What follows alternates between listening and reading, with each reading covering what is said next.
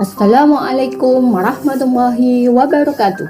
Saudara beriman, berdasarkan perjalanan Nabi Musa alaihissalam, Allah tidak menyukai perbuatan sewenang-wenang ataupun yang menganiaya orang lain. Itulah sebabnya, salah satu perintah Allah kepada Nabi Musa untuk melawan raja yang berkuasa pada zaman itu, Raja Fir'aun. Nabi Musa yang diberi wahyu langsung oleh Allah Subhanahu wa Ta'ala. Nabi Musa alaihissalam banyak disebut di dalam Al-Quran. Nama beliau disebutkan sebanyak kurang lebih 125 kali. Nabi Musa adalah salah satu nabi dengan ketabahan hati yang luar biasa. Dengan menyebarkan agama Allah, dengan ketabahannya itu, beliau salah satu nabi yang digelari Ulul Azmi. Beliau pernah menanyakan amalan apa yang paling disukai. Apakah itu? Simak terus video ini dan tonton terus hingga akhir. Dalam hadis Rasulullah, terdapat amalan yang dicintai Allah. Dari Abu Amr Asy-Syaibani, nama Sa'ad bin Ilyas berkata, pemilik rumah ini sambil menunjuk rumah Abdullah bin Mas'ud memberitakan kepadaku, saya bertanya kepada Rasulullah SAW mengenai amalan yang paling dicintai oleh Allah. Maka beliau menjawab, salat pada waktunya. Saya bertanya lagi, lalu amalan apa lagi wahai Rasulullah? Beliau menjawab, berbakti kepada kedua orang tua. Saya bertanya kembali, kemudian amalan apa lagi? Beliau berkata, kemudian berjihad di jalan Allah. Ibnu Mas'ud berkata, beliau hanya menyebutkan perkara tersebut jika sekiranya aku bertanya lebih banyak, maka tentu beliau akan menambahnya. Salat pada waktunya menunjukkan bahwa salat di awal waktu lebih baik atau lebih utama daripada waktu yang lain. Namun berhati-hati agar tidak melakukan ibadah salat di luar yang disyariatkan. Dalam riwayat sahih dari Ibnu Khuzaimah, Ibnu Hibban dan Al-Hakim mengatakan, salat pada waktunya dengan jelas dan tegas menunjukkan salat awal waktu. Dalam hadis, ibadah yang dicintai Allah berbakti pada orang tua didahulukan daripada jihad. Hal ini menunjukkan hal perkara bakti kepada orang tua, menyakiti orang tua, hal yang terlarang dan diharamkan. Untuk jihad itu terbagi dua, fardu ain dan fardu kifayah. Jihad fardu ain yang lebih didahulukan daripada hak kedua orang tua. Sedangkan fardu kifayah tidak diperbolehkan tanpa seizin kedua orang tua.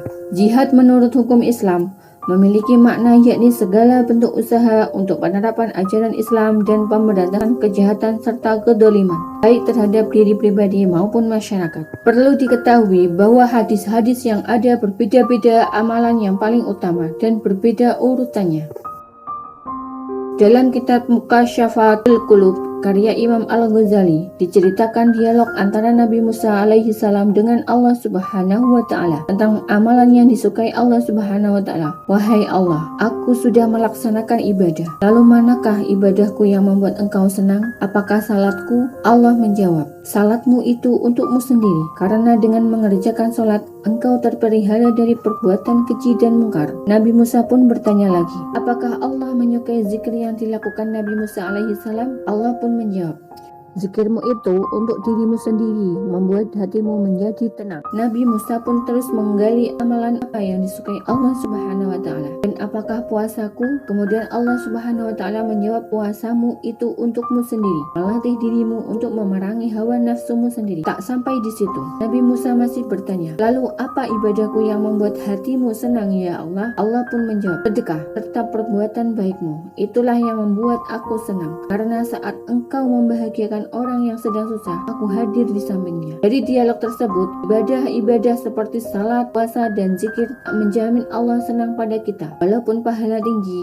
ibadah-ibadah tersebut tampak pada diri sendiri, tapi tak berdampak kepada orang lain. Dialog Nabi Musa dengan Allah Subhanahu wa Ta'ala memberikan pelajaran dan pencerahan penting bagi kita, bahwa jika kita hanya sibuk dengan ibadah ritual dan banggakan itu, maka itu tanda kita hanya mencintai diri kita sendiri. Tetapi bila kita berbuat baik dan berkorban untuk orang lain, maka itu tanda kita mencintai Allah dan Allah senang dengannya. Sedekah merupakan ibadah atau amalan perbuatan yang berpahala tinggi bagi diri sendiri, tapi juga dapat bahagiakan orang lain yang sedang kesulitan dan sedang membutuhkan uluran tangan. Hal inilah yang disenangi Allah Subhanahu wa Ta'ala. Abdul Aziz bin Umair mengatakan, salat merupakan separuh perjalanan menuju surga. Sementara itu, puasa mengantarkan seseorang di depan pintu surga. Kemudian sedekah membuat kita masuk dalam surga. Ulama besar juga mengingatkan tentang pentingnya ibadah sedekah. Sebab seorang yang hanya fokus sholat, puasa dan zikir yang hanya berguna untuk dirinya belum bisa mencerminkan kecintaan kepada Allah Subhanahu wa Ta'ala. Seorang yang hanya fokus hanya bermanfaat bagi dirinya sendiri belum memenuhi syarat masuk surga. Adanya sedekah menjadi amal ibadah untuk mengantarkan ke surga. Allah sudah menegaskan kecintaan orang yang melakukan sedekah. Hal ini sesuai firman Allah Subhanahu wa Ta'ala.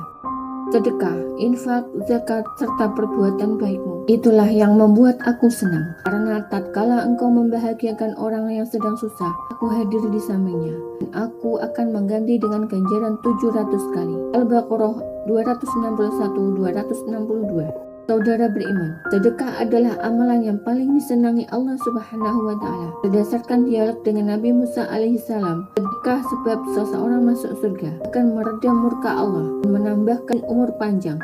Lakukanlah sedekah. Hal ini sesuai sabda Rasulullah Shallallahu Alaihi Wasallam.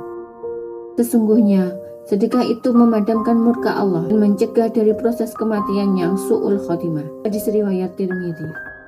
Sesungguhnya, sedekahnya orang muslim itu dapat menambah umurnya, dapat mencegah kematian yang buruk, khotimah. Allah akan menghilangkan darinya sifat sombong, kefakiran, dan sifat bangga pada diri sendiri. Hadis riwayat Tabarani. Namun beberapa hadis Rasulullah SAW menunjukkan perbedaan amalan yang paling utama untuk dilakukan dengan urutan berbeda-beda.